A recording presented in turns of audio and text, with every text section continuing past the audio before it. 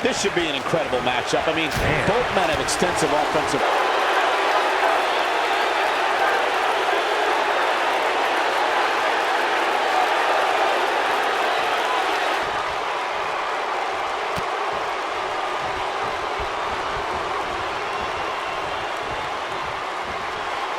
He's looking banged up here, guys. And it looks like things are about to get even worse.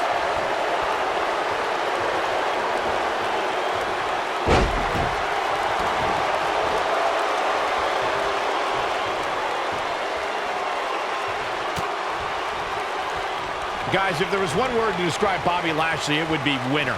Over the last 2 decades, it's all he's done.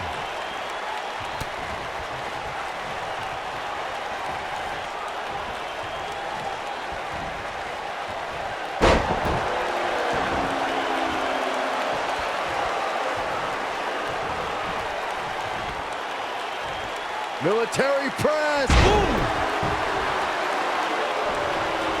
Michael mentioned how Lashley has a history of winning, and there's a lot of truth to that. Before joining WWE, he had an impressive amateur career, which led, of course, to his quick ascent in WWE. Well, during his break from WWE, he managed to balance winning MMA championships while also earning titles from top independent promotions. In my opinion, Lashley's going to prove even more dominant this time around. Bad spot for him to be in here, guys. He's got to do something to get back in this thing. Oh, what impact!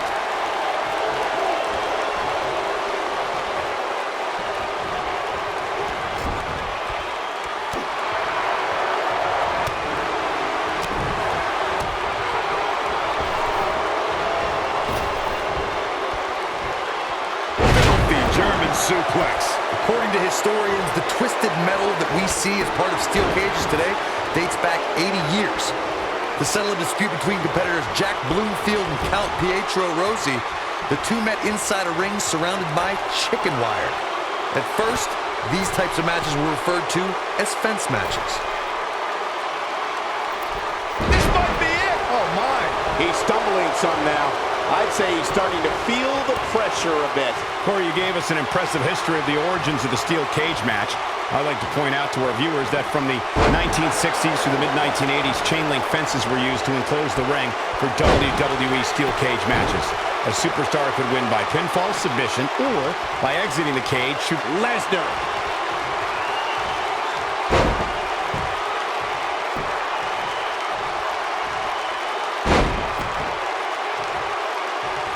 Of course, Bobby Lashley's current Suplex City. Can he finish the job? That'll readjust your spine.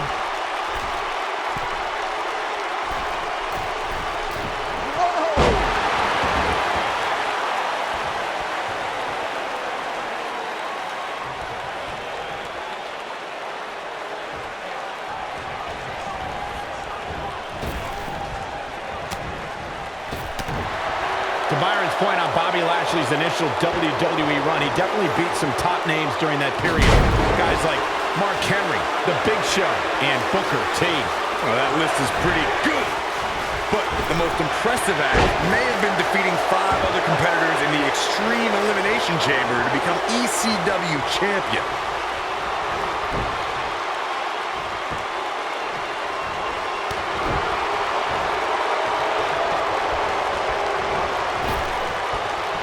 Trap the arm into the neck breaker.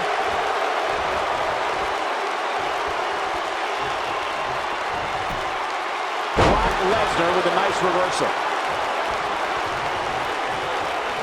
Look at this. Boom, nice.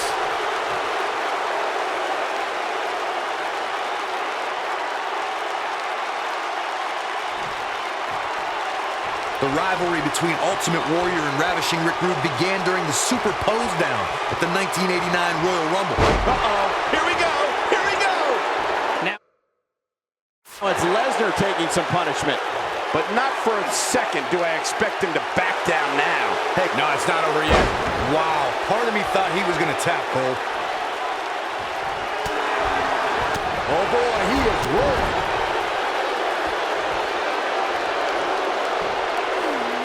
Corey, the WWE Championship match between the Ultimate Warrior and Ravishing Rick Rude was the second half. Oh, boy. Another powerbomb. Not done yet. Holding on. Again, not again. A third time? The W. And a third time. But he's running on fumes here. Does he have enough left in him to capitalize? I think that slam caught us all off guard.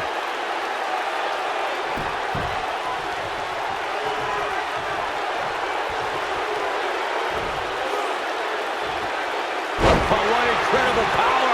Wow, what a vertical suplex.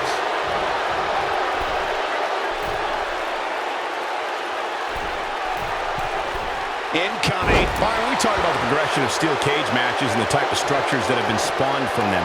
I need to point out that some cages have been electrified. One was made from bamboo in the form of a Punjabi prison match. And of course, the elimination chamber with glass pods and steel doors. And today we have the Asylum match, where weapons are on top of the cage. Just goes to show you that times may change, but the objective to destroy an opponent remains the same. There's still no better way to settle a score than to do battle with your adversary inside a steel cage. The steel cage is a massive enclosure that stands 15 feet in height. For almost 35 years, a select group of high flyers have taken their aerial assaults to greater heights. And when I say that, I mean superstars climb to the top of the steel cage, the real high red district, and dive off onto their opponent. And that all started with one man in October of 1983, Jimmy Superfly Snuka. To your point earlier, Byron, we've definitely seen some unbelievable attacks be launched from the top of the steel cage. And you mentioned the most iconic, the steel cage match for the Intercontinental Championship that saw Jimmy Superfly Snuka clash against bitter rival, the magnificent Morocco. There's no denying that Superfly set the bar. You look over the years to people like Jeff and Matt Hardy, Eddie Guerrero, Kurt Angle, and Chris Jericho. They continued to push the envelope and executed unbelievable attacks from the top of the cage. And what? Brock moves in. This could be it. There's a certain feeling that comes over the combatants in a steel cage match once they hear the door close and see the official lock it. A superstar must know that their body is going to be thrown against the steel. That's how you put an exclamation point on the end of a match, guys. Did you see the impact on that? Wow.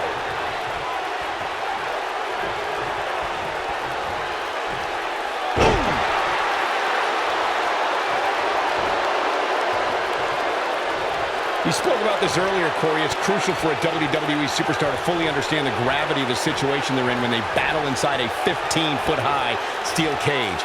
This is it.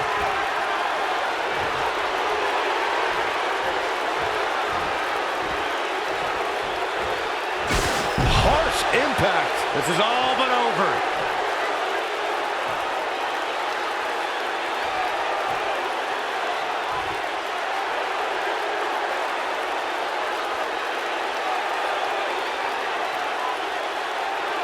Yes! Unreal performance.